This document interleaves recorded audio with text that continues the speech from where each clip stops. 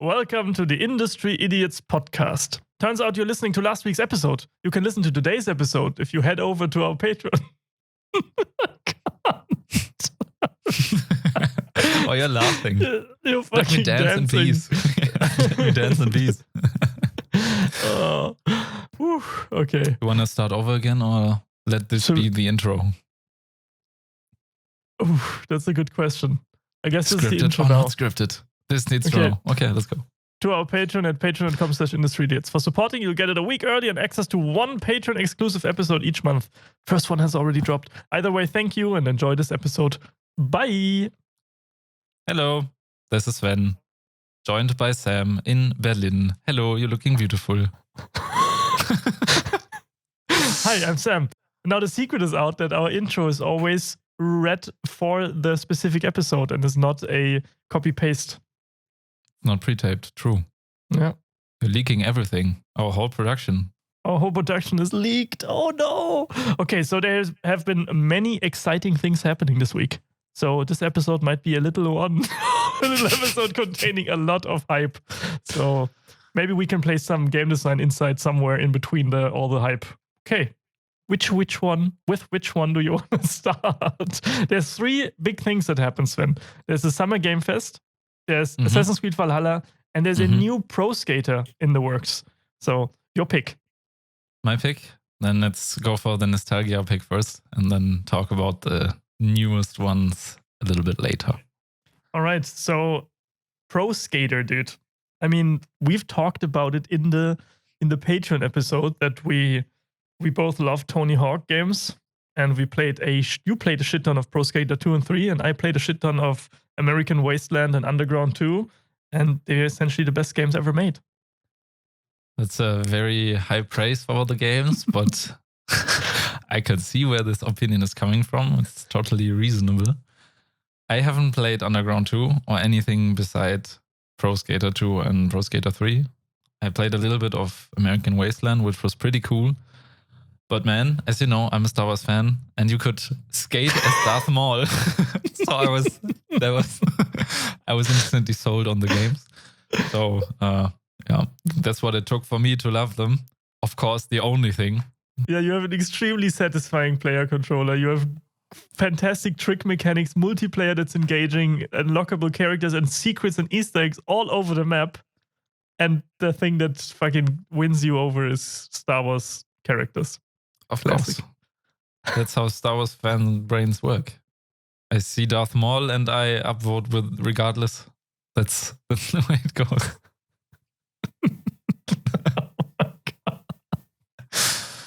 Oh, the Easter eggs in those games were fucking one of a kind. The things you had to do to achieve that stuff, the weird, I don't know, mysteries you had to find out and unravel, and the challenges you had to complete, and then just endless upon endless grinding and playing with with my brother. You probably played with your brother as well, locally on one PlayStation, and that was the jam.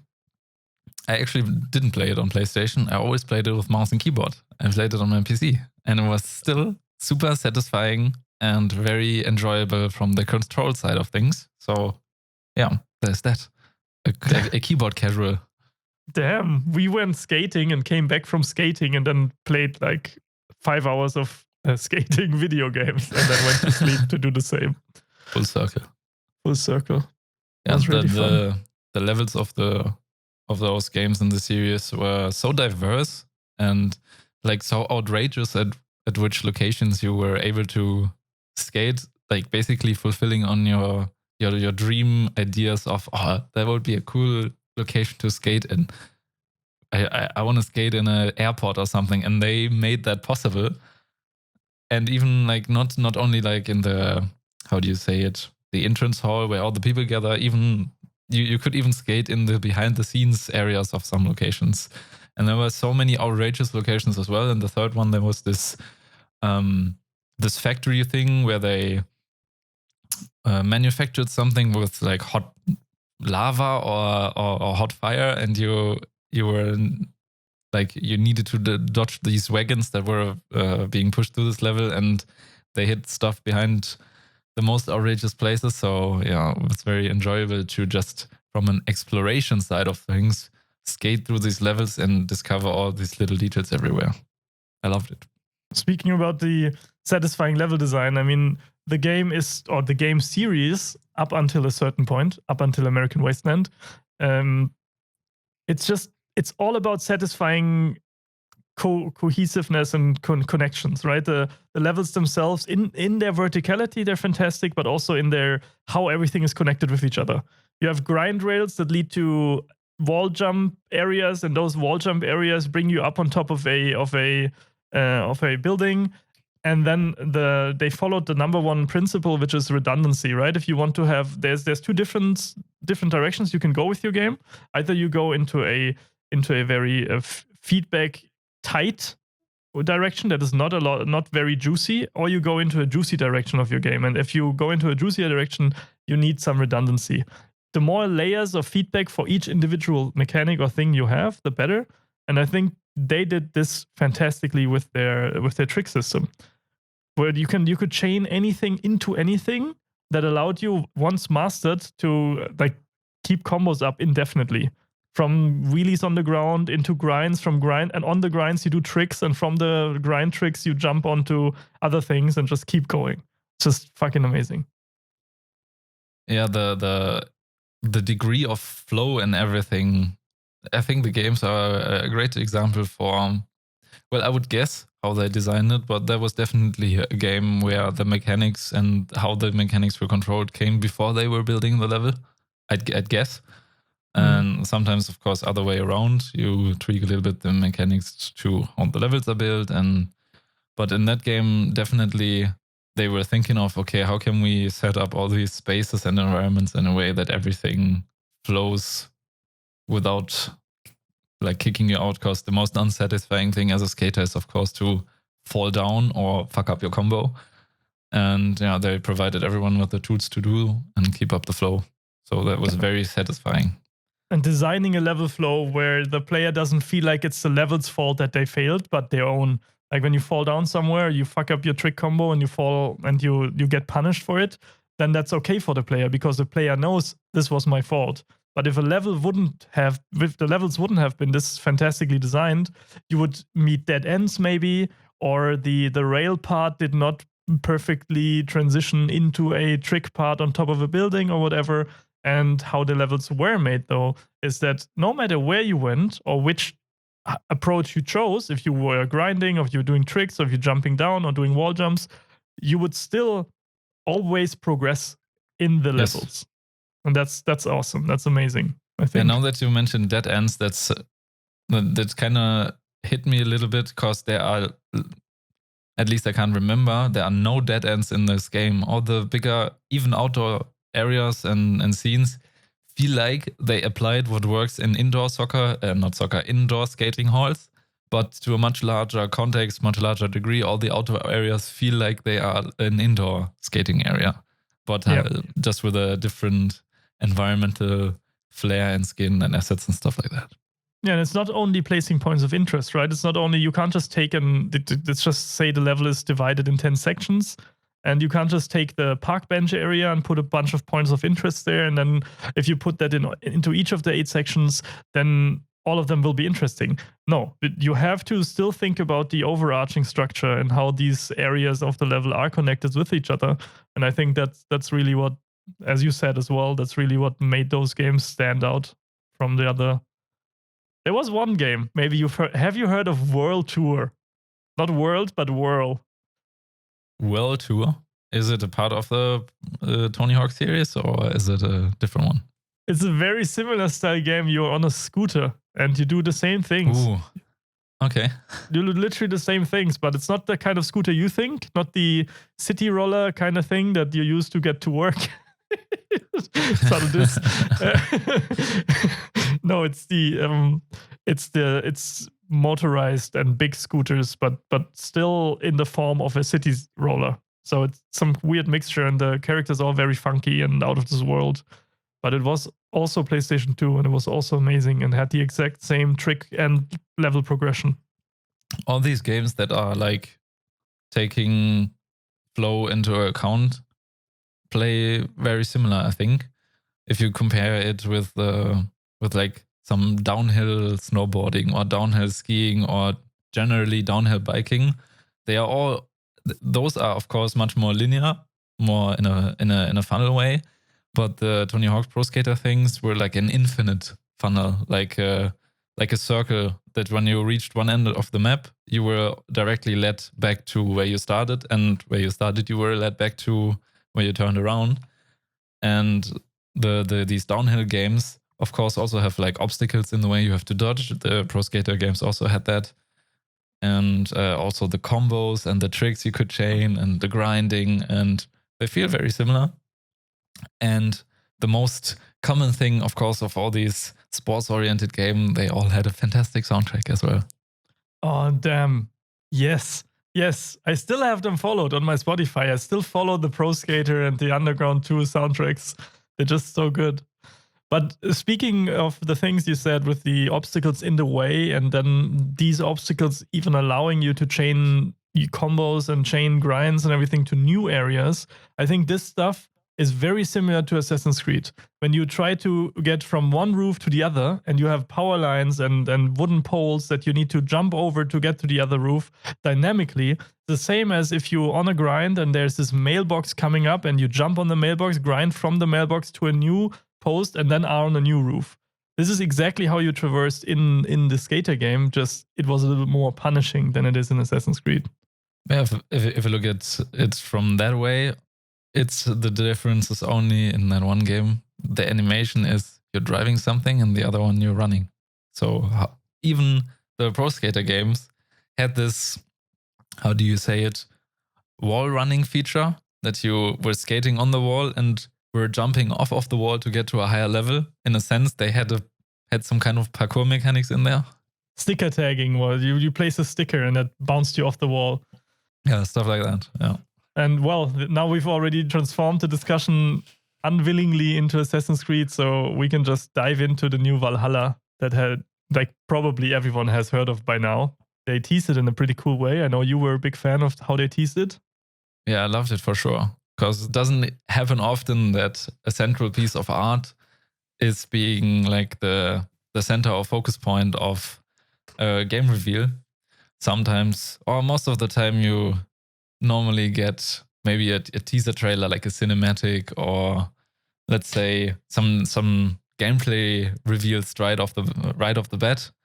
And in this way, they let one of the most famous like Photoshop and illustration artists called Boss Logic do a live stream where well, it wasn't live in that sense, but they did stream where they were capturing Boss Logic doing a speed painting. Not a speed painting, that's also the wrong term again, but like a hyperlapse of him illustrating the key art of the game, and then slowly try to reveal the setting, which of course was kind of obvious from early on. But the people in the chat kept on guessing, so it was very obvious. The music was, I told you, the music was immediately Viking music.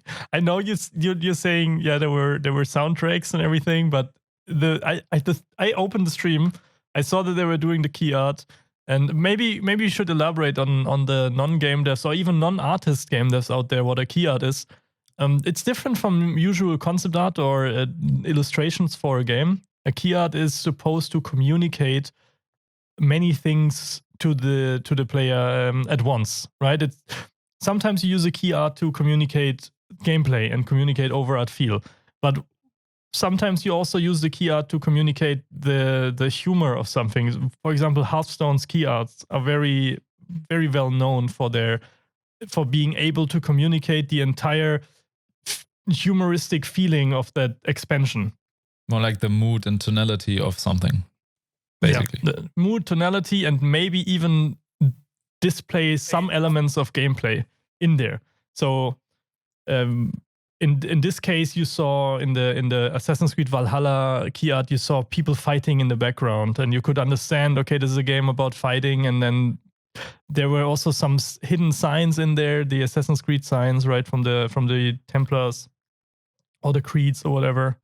And of course, the environmental backdrop, like he started with a castle that looked like more present day, but then like he painted over it and made it look like a little bit destroyed and derelict. So you could see that, okay, there's like sieges happening there. It's nothing from the modern times. And then, of course, he worked a little bit on the other side of the painting, where you could like him see painting a boat, which of course at first looked like a normal boat, and then he turned it into a Viking themed boat, and then he slowly got all the cues, and the chat kept guessing. So that was very effective to keep up like this community engagement, the viewership. Yeah.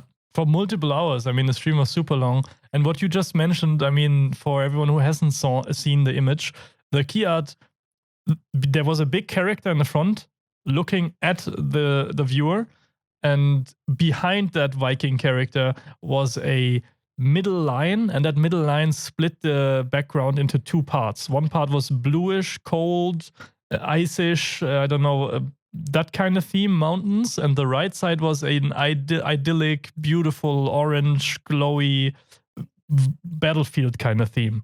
So you had these two very, I mean, it's often used, right? Blue versus orange. But in this case, I think this also, again, because it's a key art for a game, it tells you something about what is going to happen inside the game. So there must be I don't know, maybe it's a hub world. Maybe you go from idyllic to chaotic often, or there's something needs to happen with this. Or you're raiding in one part and going on pillages and everything in the one part, and then on the other hand, there's also the city gameplay, which is very probably sneak and beautiful and that kind of farm life oriented.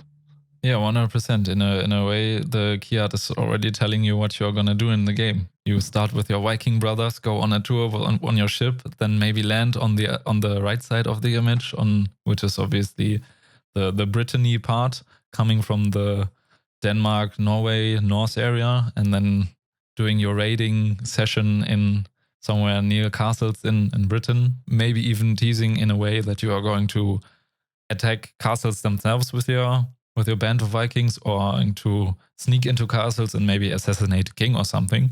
So the whole possibilities these themes in those pictures provide, and get the fans speculating, of course, what you would be able to do in the game. This was very effective. And that's exactly what a key art has to be used for. And key art is not just some piece of art that you pick randomly from the art that was created in the process of development, in the pre-development phase, in the concepting phase. No, it's an artwork that is specifically created to communicate to the potential customer, to the potential player, what the game is about in feel, looks, and gameplay. And I think they really did that with this one. And they use a lot of interesting techniques. I mean, you texted me after that you found these techniques to be very like mind-blowing, because they were matte painting, right? Photo bashing things together to it's not painting anymore. It's something else. It's like advanced painting mixed with advanced collaging. Yeah, it's some kind of mix between cropping existing stuff and painting over it, and then meshing it all together. He was constantly like extracting certain parts of 3D renders onto the main canvas, and then cutting them out with a cut tool, and then cropping them in the way that maybe like the chainmail armor was originally in a completely different angle, and they put it over the chest and twisted it and cropped it in a way that it then fit in the angle, and then painted over the edges. So like piece by piece, a super sophisticated soldier armor was being constructed, even though he was like more of puzzling it together from a concept or a render that was like had a completely different way the character was standing and the pose and stuff. So that was super fascinating seeing that. And he did it with basically every element in the image, with the castle, with the ships, with the main character in the foreground. So fascinating. Yeah, and maybe we'll talk about this kind of stuff more in depth in the future. I mean, some of you out there know that I do concept art on the side as a hobby, and I have a lot of friends in the industry who do concept art, and we do definitely plan to get some concept artists and some, I don't know, design artists, technical conceptors onto the podcast in the future to also talk about these techniques. And because currently the art scene inside the games industry is transforming, or has always been transforming towards this goal. If you're a concept artist, about finding solutions for problems through visuality, and the only thing you can do that or the most important thing you can do there is doing it fast. And of course, a photo bashing matte painting technique is 100,000% faster than drawing it, old school and traditional. So this is going to be probably very interesting in the future. And we'll definitely talk about it again in depth when we have a fitting guest for the topic. Yes, but I think the end idea generating part is what you said earlier a little bit, is that those are much less sophisticated and much less polished and much less in depth and detailed, like the one they did for the reveal stream. So I saw, it's what you always say, it's all about generating ideas, and that's fascinating. Well, they don't look terrible in this case, but I mean, to someone who wants to look at beautiful, if you buy an art book, you're probably not going to find a lot of the actual conceptual pieces in there, because they are, most of the time, they're really, really unfinished, because you provide them with 10 to 50 thumbnails, and you start narrowing down where you want to go with the design. And once you've reached that point, then is when you start actually iterating on that one thing and make more polished versions of it. But as I said, we're going to visit this when we have a professional with us, since we are the idiots after all, right? But it feels to me very similar to what you do in level design, with blocking out something before you do the polish and the art pass on anything. So doing the concept art job feels a lot more about that. It's more about finding the right composition and the right angle of portraying stuff, than rather working out what's the final polished textured look, painted look of anything. But most of all, above all aesthetic reasons, above all composition and texture and everything, all of that, above all lighting, it doesn't matter. The only thing that concept art is the best for is solving problems and finding ideas, That's what we do with what I do with my concept art, or with my art team as well. When we stand in front of, we need a new character, then how does this character come into life, right?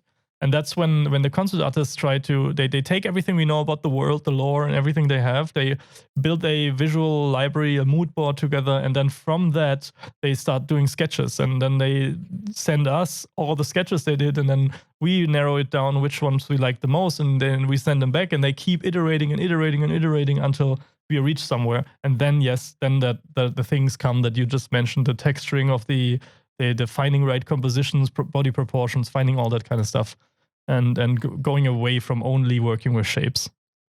But I saw what was actually most surprising for me in terms of the new Assassin's Creed, except for the name, of course, because there were rumors that it was going to be called Ragnarok, right? Mm-hmm. But now they opted with Valhalla, which is an interesting choice. I would have probably expected something more specific, something that is specific to Assassin's Creed. And the Valhalla is a very broad term, right? It's the warrior heaven of the Nordic god realm. Yeah, in that way, they chose a very specific term for the Viking setting, not a specific term for the overall Assassin's Creed universe. So, I mean, most people who are interested or intrigued by the Norse setting or by Vikings in general probably have heard either the term Valhalla or Odin or Ragnarok. And so it was kind of an easy choice from a marketing perspective, for sure, to go for something that you immediately recognize what kind of setting it's going to be. It's the same for Black Flag. They could have titled it Assassin's Creed Pirates, but that's kind of boring. So they went with something that was like closely related to the type of setting they were going for. So I think from marketing the game and making people realize what the game is about, the title is, of course, a very good pick. What I like about regarding to the title, what I like about the new way Assassin's Creed is going is that they're going, because if you remember the first 3 Assassin's Creed, there was almost no mythicality about it. They were trying to be as historically accurate as possible. There was not a lot of magic or that kind of stuff.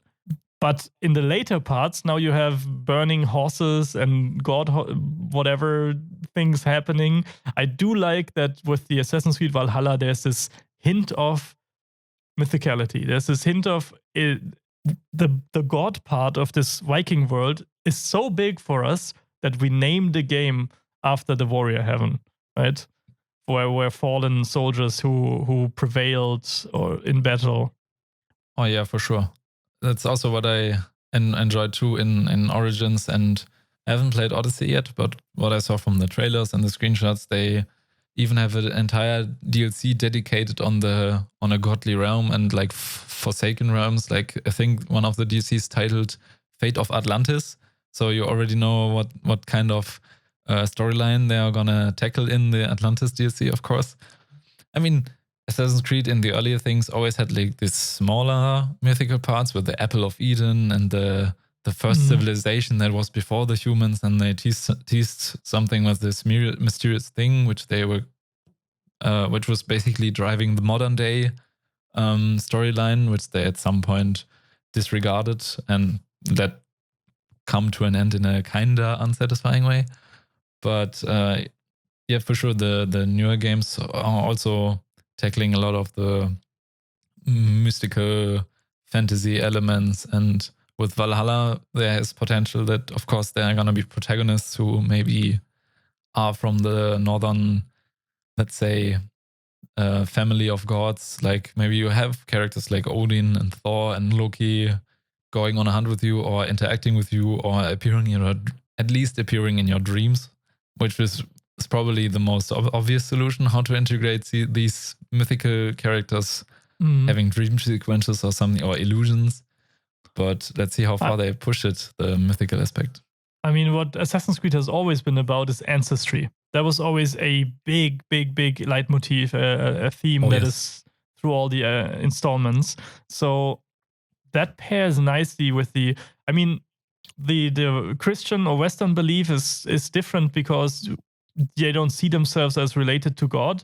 They see themselves as God as something completely a different entity.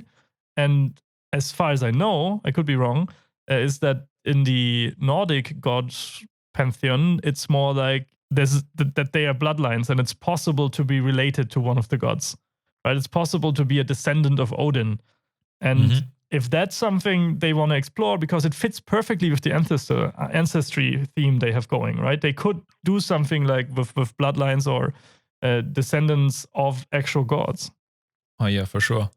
Isn't it also similar to how the origin story of like the most famous Viking Ragnar Lothbrok came to be? That he's also some kind of descendant of Odin, or at least the Norse god. How's it called? It's not the right wrong. Is Pantheon? No. What's the name? Pantheon is where the gods live in any certain given. It doesn't matter religion. Doesn't matter. A pantheon is a collection of gods. But I know what you mean. Of course, I don't know if it was never confirmed. It's always this duality in the Viking series where is there mythicality in the series or is there not? Is it just visions of the characters, or is it actually happening in real for real? So it's never confirmed, unfortunately, but it's still there to hint at. The most interesting part about this whole ancestry thing is that you are creating your own character again. So you're basically forging the ancestry tree that is being maybe present in the game a little bit yourself. You can again choose between playing a male and female character, just like in Odyssey or a Syndicate. And then you're building up your own legacy to come, basically, which is also a form of ancestry, just like the coming ancestry of yourself. And you're building your clan where you're gonna level up probably some like your ships and your raiding troops and gather resources, and then maybe build up your village. This is what they are pitching a lot about how the overall gameplay will look like in the game.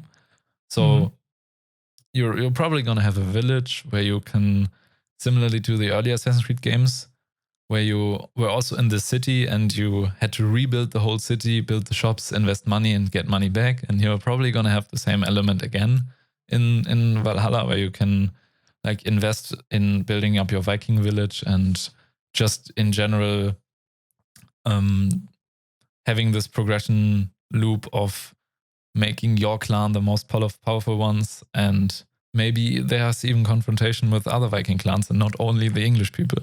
So that's interesting as well.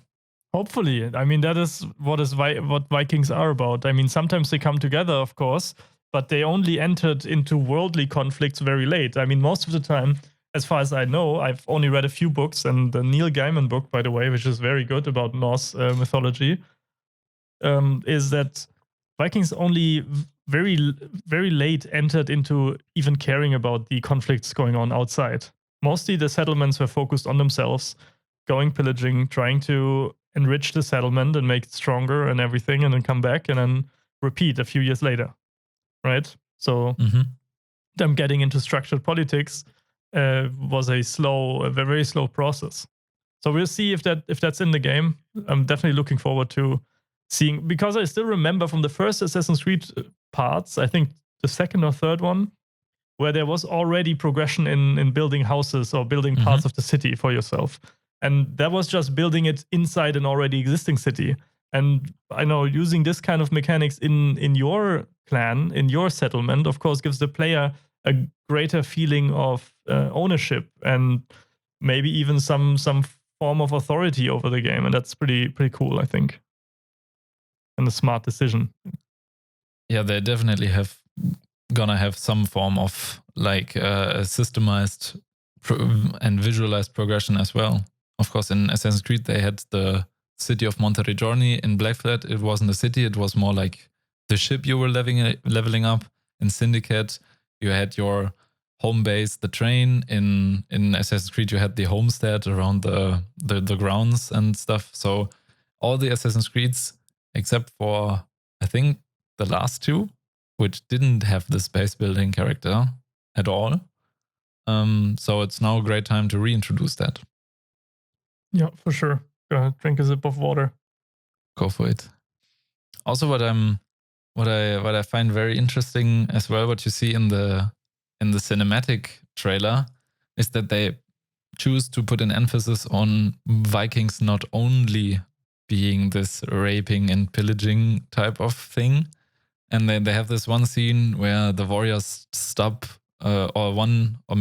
it's even the main character, where the main character stops one of his warriors from just ruthlessly killing children and women and stuff. And I don't think it's made because they think they need to whitewash history or something, or need to make a more PC friendly history. I think it's really because Vikings, such as any group of humans in the history, were glorified and mythified.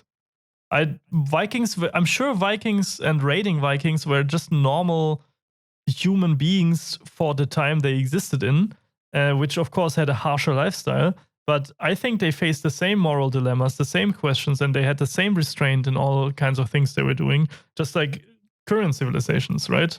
And only because we are going back into the setting, and it's similar. The mystification of that is similar like pirates. Pirate life was so much more bland than what is being portrayed in all the films and movies and everything. That this is, I think they found a good middle ground to not go too gritty, dark, mystified, deep, and also not go too Disney on the entire thematic. And it looks fucking gorgeous. Yeah, that's what you immediately can see from the trailer, even though it's being, to be honest, a little bit too colorful for my taste.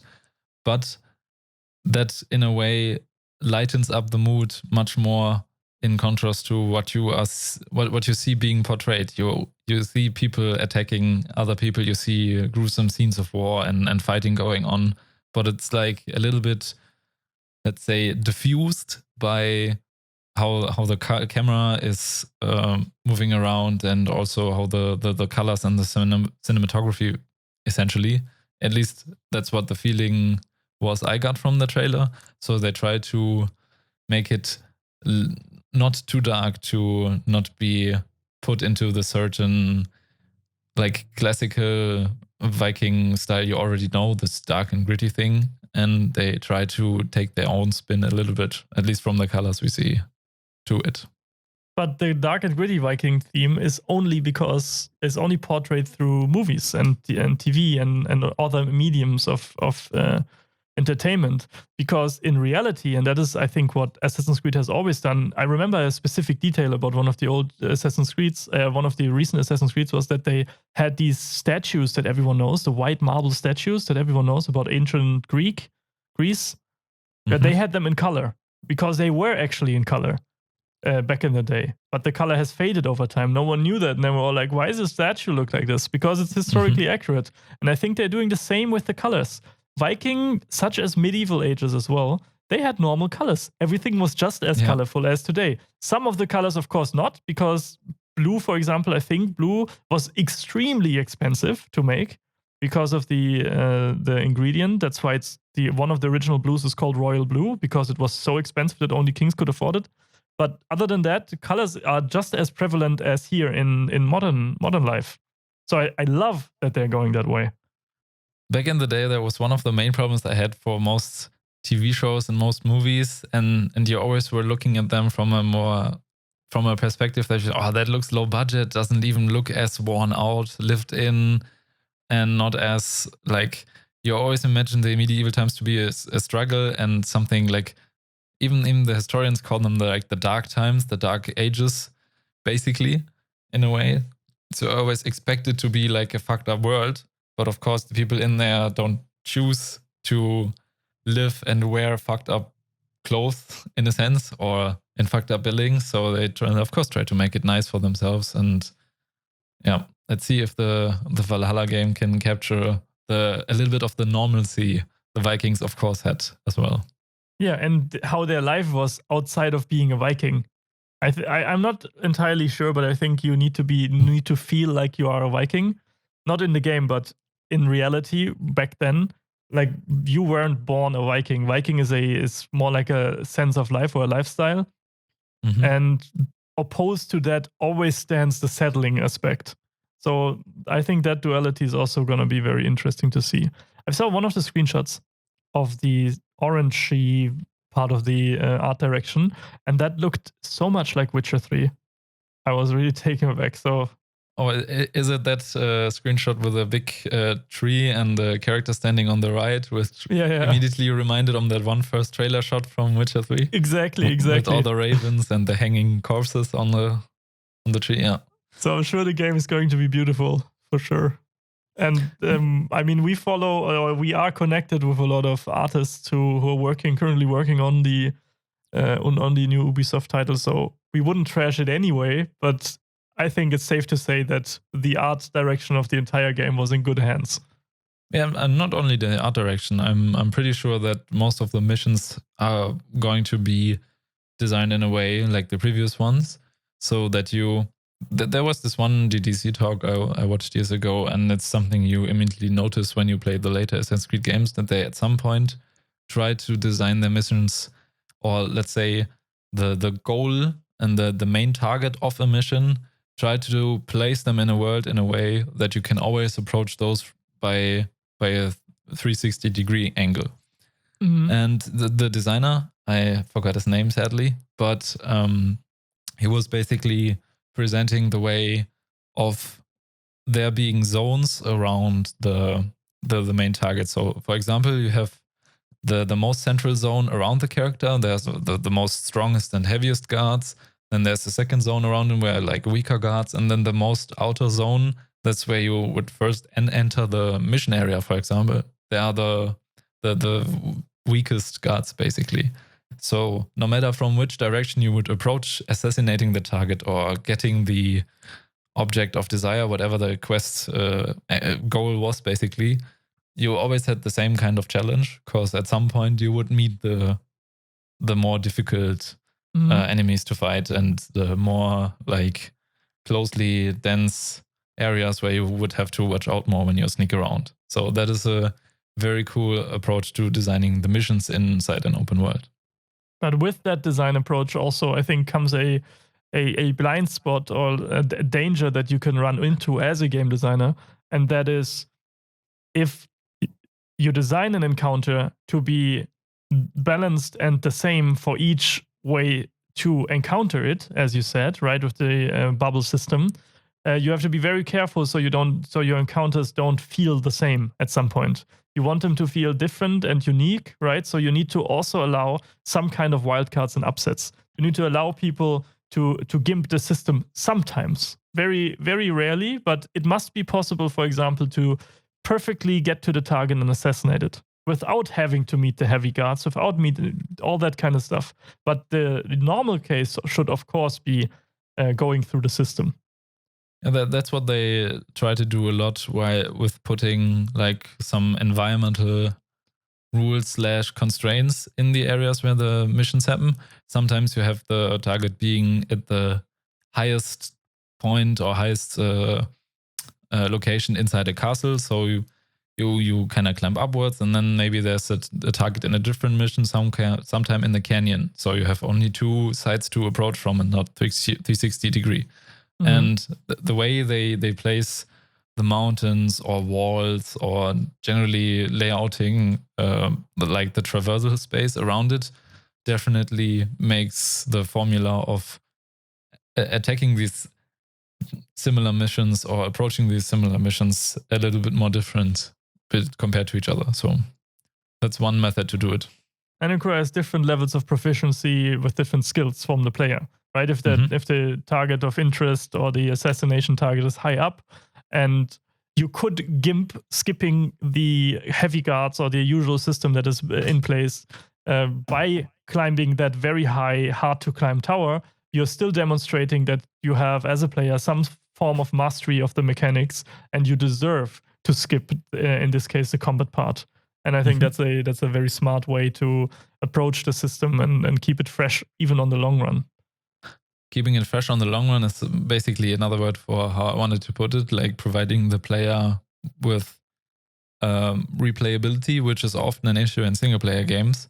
So one way to design your game in the way that people come back to it is designing the spaces in a way that next time you play it, you will have a different experience when trying to do the mission. It's the same in Hitman as well. Hitman is basically modern day Assassin's Creed to a degree. I just wanted to bring up Hitman, yeah. And there's also like fantastic levels where you have these different zones of when the guards detect you, when not, when different disguises are being recognized and stuff. Oh, that would actually be a cool feature for Assassin's Creed games, that you could like get into the disguises of medieval guards, taking the armor, and then you can trespass. Sometimes you do, right? I mean, the entire opening of Black Flag is you disguising as one of them. True, but that is like a lot more scripted than doing a button press. Okay, switch outfit, and then you are one of them. But that would be pretty cool. I mean, it's a little bit evil of you to compare it to Hitman, because I think Hitman is the best game in this kind of regard. I mean, they have mastered the multiple angle approach to a certain goal, and they have perfected it. And I think it would not be wise to take the entirety of Hitman's disguise system into Assassin's Creed, but having somewhat of an outfit system that is also gameplay related and not only cosmetical would be cool, to be honest. I agree. Definitely. Most of the times in stealth games, that's what I always wonder, is that you are taking a much more active role in sneaking around, that you are the engaging part of like trying to come up with a solution to attack somebody or assassinate somebody or kidnap somebody, take somebody out and steal something. And there are rarely stealth games who do the opposite, where you have to take a backseat, for example, in Alien Isolation, or there are for sure other games where you have to use stealth mechanics or use your environment in a way that you are not being detected, that you have to get away from something or run away and escape. And so these two facets of stealth are actually what also intrigues me and interests me a lot about that topic, and which I think last time I mentioned that I wanted to do stealth level design for the master thesis, and that's one of the approaches I'm definitely going to take into account and look at and try to come up with some prototypes to highlight the differences.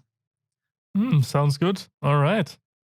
Yeah, I mean, I don't remember the specifics of your thesis now off the top of my head, but it sounds like just doing it about level design is always too generic, and I know you didn't want to go that direction. You just you know your broad topic and you're narrowing on your specific topic. And I think going with the stealth approach, especially with your history of which games you love, the shadow tactics and those kind of games, it's just a perfect fit personality-wise. So you're a good academic paper or work is only good if the person writing it also has passion for the topic.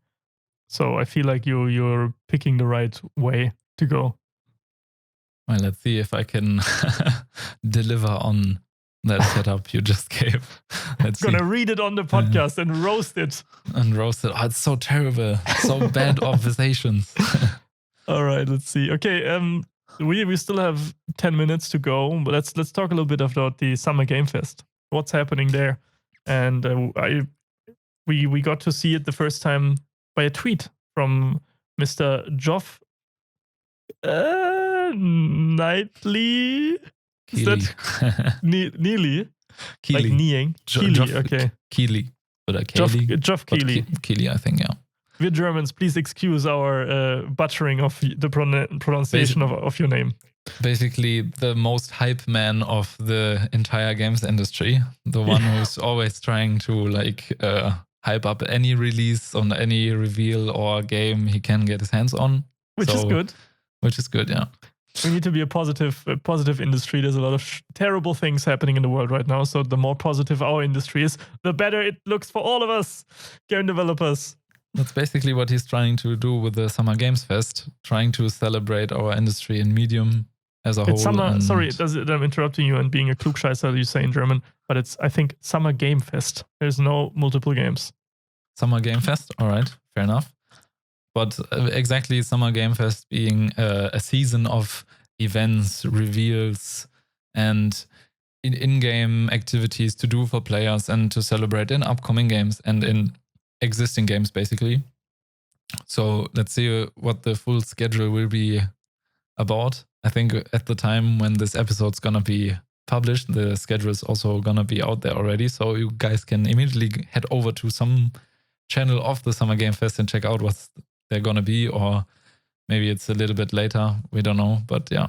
So if you're listening from the Patreon exclusive corner, then probably no. You probably won't be able to see the schedule yet. But if you're on Spotify right now or TuneIn or wherever you're listening, then you probably can head over to summergamefest.com and see the schedule right now. Yes. Okay, yeah, you talked a little bit about what he did before and what kind of hype man he is. And I think before he was heavily involved with the E3.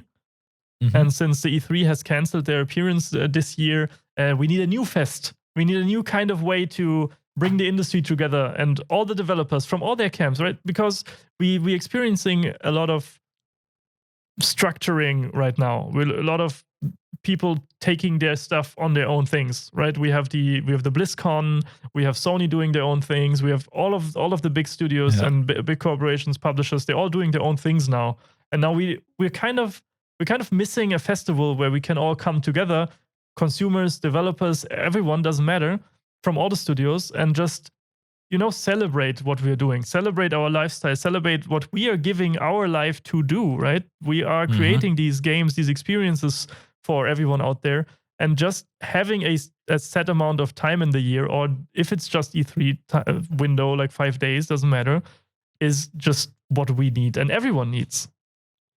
Yeah, for sure.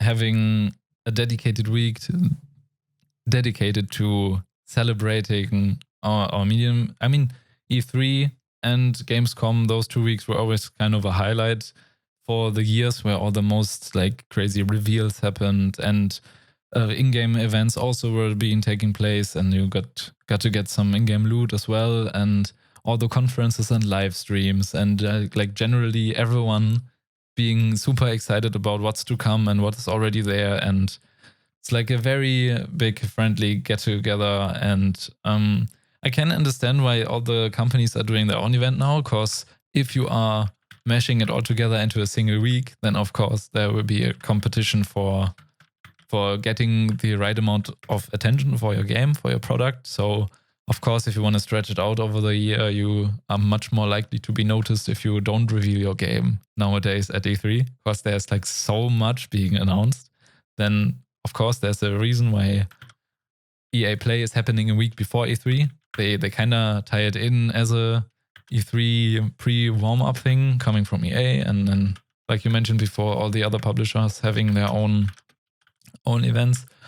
But there was E3 as a week and as a show, having the Sony conference the one day, then the Microsoft conference, then the Ubisoft, then the Bethesda. There was like hopping from live stream to live streaming, seeing all the reveals was such a cool feeling. And now, at least now that E3 is not happening, it's gonna be a little bit replicated in terms of like from May to August. I think it's running 4 months, this Summer Game Fest season. Hopefully the reveals aren't spread out too far in that duration. I would love if inside of this huge duration there would be a dedicated. I would love if the schedule cannot be seen right now, so I can only speculate. But what I would personally love is if the first 2 weeks were just in-game events. That's the in-game event period. So everyone knows in these 2 weeks, all of your favorite games will have in-game events dedicated to celebrating games. And then after that, we have a period of time where there's talks, maybe developer talks, maybe publisher talks, doesn't matter, some kind of, I don't know, something educational. And then afterwards, or postmortems or anything. And then there's a dedicated reveal period. This is how I would wish it. So I could, I don't know, plan around it. We could have reveal parties, that kind of stuff. But I'm also, of course, I'm fine with if it's just randomly spread around these set amounts of periods. We have to find out. We have to wait until we know more with the schedule.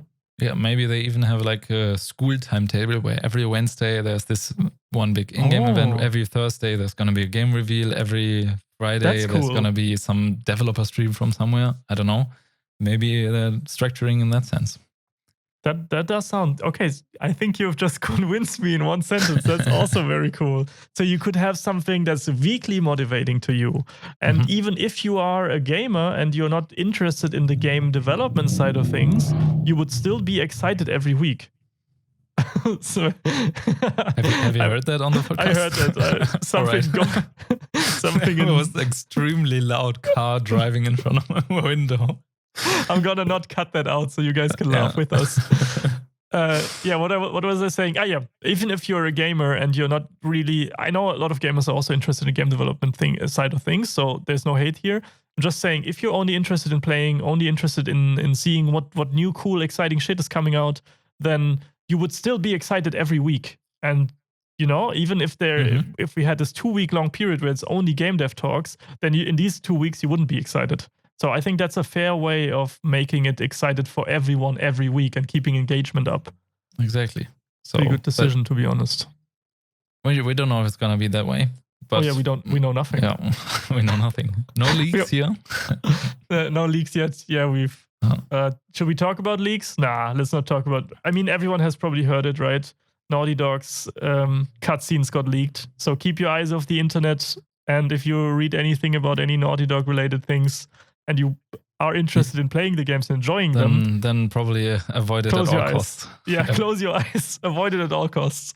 Yeah, so just as a warning for everyone who's listening, the many cutscenes have leaked of the new The Last of Us 2. So be careful out there if you want to fully enjoy the game experience. Yes, indeed. Is it partly due to Corona? I don't know. There's an influx in home office, and that brings with it a huge dark number, and that dark number is the increase in security flaws. Right? People at their home do not have company security structures in place, and a company with 5,000 employees can not even close to possible give all their employees a company laptop. Yeah, it's insane. It's impossible. So what's essentially happening is people sit at home and they pull the repo, the repository, they pull the games, builds, or whatever branch they're working on, they pull them onto their home machines. On their personal PCs, yeah. The ones they game with. Yeah, the ones they game with, the ones they, do the naughty with, all the things, right? And so there's a huge potential for security risk and viruses and everything to infect company systems. Of course, there's things in place to protect. But if you have all the things at home, and you can do whatever you want with them, that can be problematic in the in the long run. I don't know what happened with the Naughty Dog thing. Jason Schreier said it wasn't an employee. Yeah, there was this rumor before that there would have been a disgruntled employee who would leak the game, but to be honest, no employee is ever going to do that, to not get blacklisted from any company in the whole games industry. And also because they put so much of their life, 6 years of their life, into making this happen. Why would they ruin it shortly before they can see their work come to fruition? I mean, yeah, what the hell? I think Jason did some like digging on it, and apparently it was some kind of security flaw hackers found because of they tied together some old builds, probably some old builds from the previous Naughty Dog games where there were traces of getting into the infrastructure of how their repo system works or something like that. Something in that direction. So the old games that are already out in the wild, Uncharted 4 and Uncharted Lost Legacy and the first Last of Us, stuff like that, there was something in there that helped the hackers to gain access. So I read something. It's something with the patch system, I think. They saw where the patches were coming from. It's a little bit similar to the infamous Half-Life 2 leak back in the day. One of the best articles I've ever read. You guys got to check it out. Someone in Germany, in a little village in, just going to be very frank, in bumfuck nowhere, was able to steal all of Half-Life 2 back in the day because there was some security company, some partner company who did not use any of some specific exploit protection. And then he just went over their network, into Valve's network, and stole the entire game. That's so insane. Yeah. That could happen. And Half-Life was still a financial and critical success. So Half-Life 2. And thankfully, the world wasn't as connected through social media back in the day, so it didn't spread like wildfire like The Last of Us leaks did, which you could possibly not have avoided if you visit Reddit at least once a week, probably, or even on Twitter, or even in threads that have nothing to do with the game itself or nothing to do with like PlayStation or anything. And people who do that, that's like the most dickish move you can pull off. That's the worst. If people just randomly, just out of malicious reasons, try to spoil the Last of Us for you. Or any game, any league game. Fuck. Yeah, I was watching a highlight reel of a totally unrelated Modern Warfare clip and shooter, and there were like, in the top comments in YouTube, they were like, oh, this and this happens, and just a random bullet point. Just random bullet points right in your face. Yeah, random bullet points. What do these people get from spoiling the game and experiences to others? I will never understand what's the motivation. I can probably, there are probably reasons for that, but I can't see these reasons being something, okay, that's fair. That's why they do it. It's just unbelievable to me that you want to ruin experiences for anybody else. If you leak things for fun to hurt other people, you're probably not the most well-adjusted human being yourself. But that's just so disrespectful also for the developers who spend like 6 or 7 years on this and are banking on people experiencing this in like a one session and not being... Because it's a narrative-heavy game. Last of Us lives from its story, right? I mean, it's not only story, it also has, as you always praise, a great stealthy or at least satisfying combat gameplay, but it breathes 80% of the appeal of Last of Us is the great storytelling and the emotional impact. It's a cinematic experience, yeah. Yeah. So that is really a dick move. You always compare it to, when we talk about leaks, you always compare them to the Marvel leaks. Oh yeah, to Avengers Endgame, which were, I mean, if we say like the bullet points that leaked for Endgame were kind of weird and bad in a sense, and the movie turned out all right, I'm already spoiling too much for what the leaks contained for The Last of Us, so I'm already setting kind of expectations, so yeah. We're already at the end of the episode anyway, so let's just stop talking about leaks. I hope you guys managed to avoid them by the time you hear this. And of course, hopefully Naughty Dog has no financial impact from this whatsoever. And I know they're working hard on fixing their working conditions and everything, so that's commendable as well. And I know, Sven, is it time for our socials? It's time for our socials. You can find us on Twitter at Idiots Industry and on Instagram at Industry Idiots. So if you want to hit us a message or write something nice or get in touch with us, those are the two main channels you can reach us, or join the Discord. Or a 5-star funny iTunes review. We always appreciate those. So thank you for listening and see you next week. Bye. Bye.